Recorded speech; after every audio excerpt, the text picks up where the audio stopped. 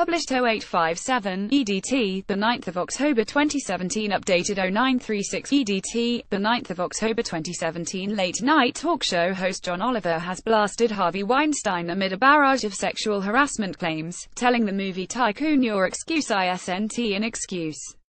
Oliver, who hosts H-Boss Last Week Tonight, addressed the mounting claims on his show Sunday as Weinstein was forced to step down from his own production company. Oliver started off by pointing out that this week's grim stories concerning the treatment of women coincided with the one-year anniversary of Donald Trump's infamous Access Hollywood tape. Late-night talk show host John Oliver has blasted Harvey Weinstein amid a barrage of sexual harassment claims, telling the movie tycoon "Your excuse isn't an excuse." The former Daily Show correspondent went on The Times published a massive exposé detailing movie executive Harvey Weinstein's years of alleged sexual harassment, and his response was infuriating because he and his attorneys admitted that he needs help while also denying the charges and threatening to sue The Times. And on top of that all, was this. Oliver then read out Weinstein's statement released after the story broke. "I came of age in the 60s and 70s, when all the rules about behavior in workplaces were different. That was the culture then. I have since learned it's not an excuse." Oliver replied, "Yeah, you're right, your excuse isn't an excuse. In fact, it isn't even an excuse for that behavior in the 60s. Well, back then we had no idea that women didn't want to be forced to look at that wasn't discovered by scientists until 1998. It was a different time."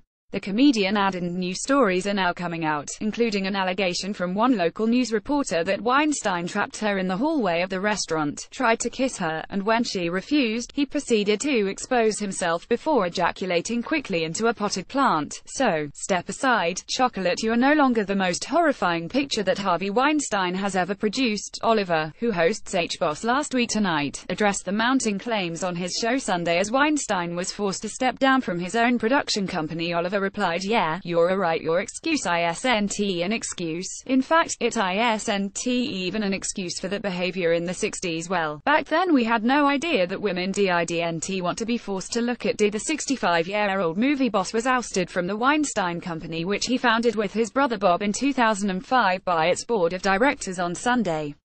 Pictured, Ashley Judd, actor Vince Vaughn and Weinstein at an Oscar party in 1997. This development comes as Hollywood stars are finally speaking out to condemn Harvey Weinstein after he was fired from his own movie production company last night over a barrage of sexual harassment claims. The 65-year-old, so powerful that Meryl Streep once called him God, has been dismissed from the Weinstein Company in the wake of allegations that surfaced last week. Many Hollywood stars have been criticized for remaining largely silent over claims that Weinstein, whose company produced such hits as The King's Speech and The Artist, preyed on young women hoping to break into the film industry.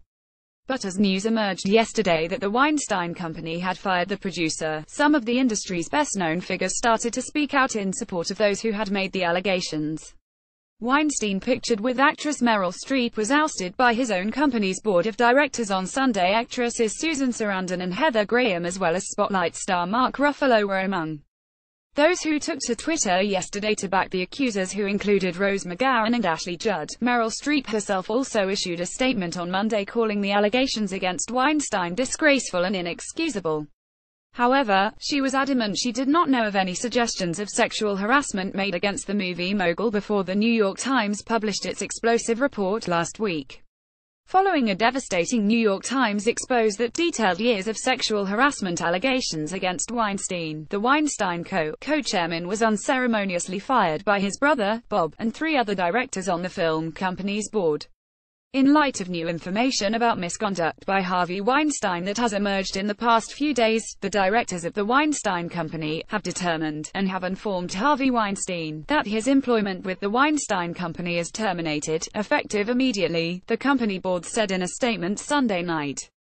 Actresses Susan Sarandon and Heather Graham, as well as Spotlight star Mark Ruffalo, were among those who took to Twitter yesterday to back the accusers, who included Rose McGowan, pictured, and Ashley Judd. For a domineering studio head long known for intervening in the edit room, this is very likely the final cut.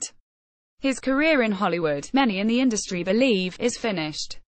It took much longer than 3 days for Weinstein's fall. The reporting took months, and followed years of previous efforts by other journalists to nail down details of the behavior that was roundly considered an open secret in Hollywood. and it took years for the alleged victims, including actress Ashley Judd, to work up the courage to go on the record. Weinstein had previously taken an indefinite leave of absence following a New York Times expose chronicling decades of allegations of sexual harassment by the Oscar winner. Harvey Weinstein has been slammed with multiple accusations of sexual harassment after a report detailing a $100,000 settlement he reportedly made to Rose McGowan in the mid-90s emerged this week. Below are some of the women who have accused Weinstein of harassing them, or other women. Rose McGowan, the actress, who made her breakthrough in 1996 in the Weinstein-produced slasher revival movie Scream, reportedly sued Weinstein after he approached her during production of that movie. She signed a non-disclosure agreement at the close of the suit and has only referred to him obliquely in social media since.